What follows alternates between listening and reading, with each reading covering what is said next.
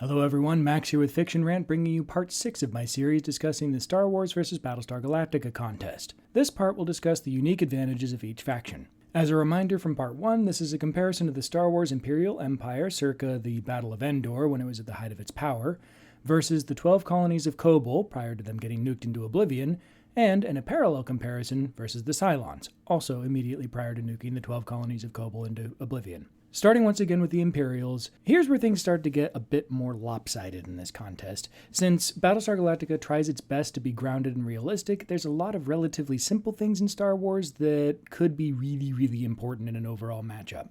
For starters, the simple things. Star Wars in general, and absolutely the Imperials, utilize inertial dampers that allow them to accelerate at insane rates without killing their pilots or crews.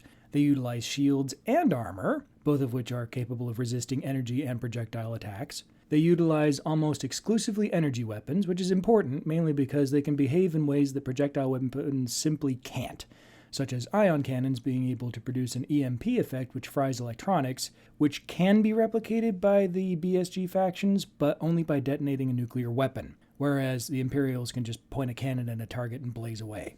Imperials also make use of tractor beams, the limitations on which are really poorly explained, and in the movies they seem to be massively underutilized device. Really, we only get to see them used a couple times in A New Hope, with the Death Star reeling in the Millennium Falcon and Vader's Star Destroyer at the very beginning pulling in Leia's ship after pummeling it for a while. Why they didn't just grab Leia's ship right away before blasting away, I have no idea.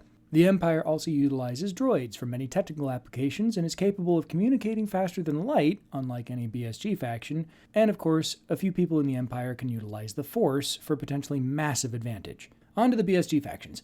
Unfortunately for the 12 colonies, there really aren't any unique advantages that they have in their faction. They're basically just vanilla humans with near-future levels of technology. If I had to give them any advantage, I would say that their jump drives, which are capable of instantly moving ships from one star system to another, is their one technological advantage over the Empire. They can't accelerate all that fast for fear of killing their pilots, they don't have shields, their sensors are middling at best, their weapons are relatively conventional, though their railguns can hit pretty hard, and they don't have any Force equivalent powers. Well, Starbuck might, but I still have no idea what was going on with her towards the end of the series. The Cylons, on the other hand, have quite a few neat tricks up their sleeves. We'll start with the obvious. Their Centurions are walking, talking battle tanks, which are fast and deadly while not being brainless, unlike droids in Star Wars. They also have the Number series of Cylons, which are fantastic for infiltration. So good, in fact, that many of the Number models who had infiltrated the Colonial Fleet had no idea that they actually were Cylons until some kind of embedded programming kicked in and caused them to carry out a mission, such as Boomer shooting Adama. Spoilers if you haven't seen it, but come on, the show's been out for a decade now. They can be detected as being Cylons using specialized scanners, but in the show, those scanners were created by Gaius Baltar, who used the tech very selectively and basically nerfed it through user error on purpose. So, in any case, the tech kind of got buried. Cylons are also fantastic at cyber warfare. Basically, Galactica was computationally a really primitive ship on purpose, with corded hardline phones and everything, specifically because Cylons are so freaking amazing at hacking electronics that happen to be wireless or just sufficiently complex that you have to actually dumb down your technology so they don't just take it over immediately. It's exactly this capability that allowed them to so handily defeat the Colonial Fleet, as a matter of fact. The fleet had upgraded to a combat network system, which allowed them to coordinate their ships more efficiently, but, combined with a software exploit that the Cylons managed to embed, all those network ships were able to be remotely disabled by Cylon raiders. Basically, if Cylons managed to interface with your systems at all, those systems stop being yours very quickly. Finally, the coolest advantage of the Cylons is resurrection.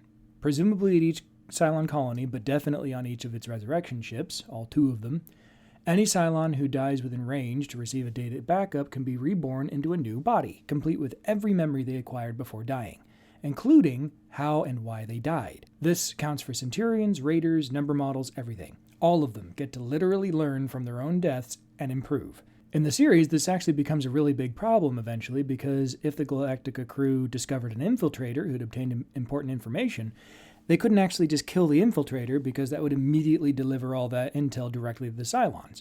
If they shot down raiders, those same raiders would come back later, empowered with the knowledge on how their killer flies and the potential shortcomings, again and again and again until they finally learn how to outmaneuver their enemy. Basically, given enough time and iterations and a nearby resurrection ship, Cylons will figure out how to beat almost any opponent.